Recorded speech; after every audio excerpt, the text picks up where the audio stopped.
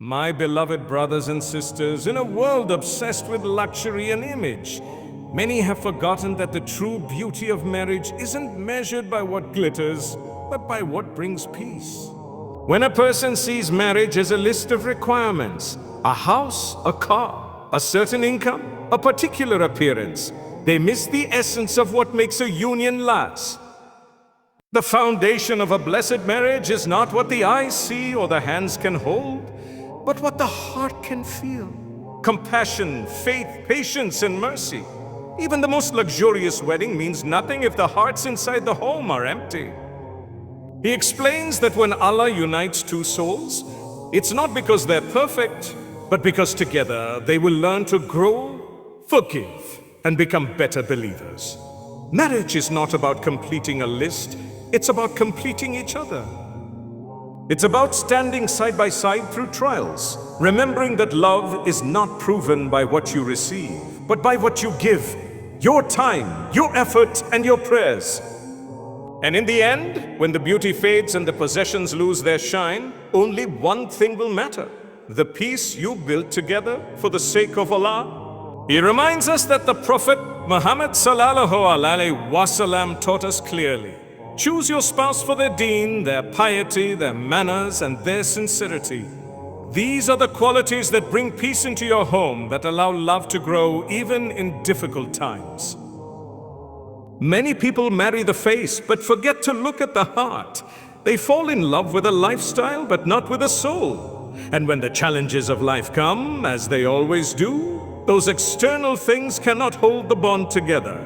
It is patience, respect, and faith that keep it strong. He explains that when you prioritize faith and character, Allah blesses your marriage with tranquility. You begin to see your spouse as a companion in faith, not a competitor in worldly success. Together you learn, pray, and grow. Marriage then becomes a safe space, not one filled with judgment or pressure, but with love that reflects mercy. He concludes softly that when you choose character over criteria, you're not just choosing a spouse. You're choosing peace, purpose, and the kind of love that leads to Jannah.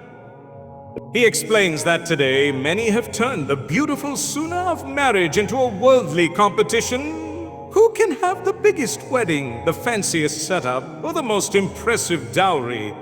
But those things do not guarantee peace. The Prophet Muhammad sallallahu alaihi wasallam's example teaches us that a simple nikah done with sincerity is more valuable in the eyes of Allah than 1,000 lavish ceremonies filled with arrogance. True beauty in marriage lies not in decoration but in devotion. He continues that when we follow the simplicity of the Prophet Muhammad sallallahu alaihi wasallam, we remove the pressure from both families. We focus instead on what truly matters: kindness, responsibility, and spiritual growth. Marriage becomes lighter, purer, and filled with barakah. And when both hearts are joined for the sake of Allah, their love becomes an act of worship, not a burden of expectation. He pauses and says gently that the more we chase worldly perfection, the more peace slips away. But when we choose simplicity, Allah fills our homes with calmness and mercy. True happiness begins when hearts are connected by faith, not by material demands. He explains that Allah never promised a perfect partner. He promised tests that would make both partners better believers. There will be days of disagreement, moments of silence, and times when you question if love is enough. But those moments are not signs of failure. They are opportunities to show mercy, to practice sabr, and to rediscover why you chose each other in the first place. The real beauty of marriage lies in weathering the storms together and still choosing to hold on. He continues by saying that when you stop searching for perfection, you begin to appreciate sincerity. You stop demanding constant happiness and start building peace. You learn that love is not about grand gestures, but small acts of kindness. It's a smile after an argument, the prayer whispered for your spouse, the effort to understand instead of judge. He ends by reminding that marriage is a lifelong classroom where both hearts are tested, molded, and softened by Allah's wisdom. And when you see it as a path of growth, not perfection, you'll realize that even your struggles are a sign that Allah is still teaching you how to love the right way.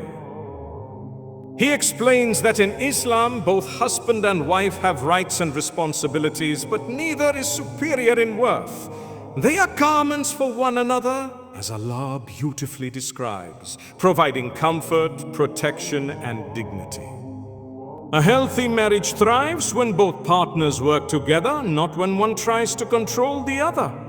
When respect replaces ego and understanding replaces pride, the home becomes a place where hearts can rest. He continues by saying that real strength in marriage comes from gentleness. The Prophet Muhammad sallallahu alaihi wasallam, the best example of all husbands, never raised his voice in anger, never insulted, never made his wives feel small. Instead, he led with compassion and mercy. And that is what true partnership looks like, lifting each other, not breaking one another down. He reminds that when you treat your spouse as a partner, not a possession, love grows deeper and trust becomes stronger. Each day becomes a step closer to Jannah, because every act of kindness between spouses is a form of worship. And in the end, it is not power that sustains a marriage, but mercy. The kind of mercy that comes only from hearts that remember Allah together. He explains that there are couples who may not have much, yet they smile together, eat together, pray together, and feel content. And there are others who have everything the world can offer, yet their homes are filled with arguments and emptiness. The difference is Barakah, the quiet blessing that comes when Allah is at the center of the relationship. Barakah is what turns little into enough and what turns challenges into opportunities for closeness. He continues that true peace doesn't come from expensive gifts, fancy weddings, or perfect photos. It comes from mutual respect, gratitude, and remembering Allah together.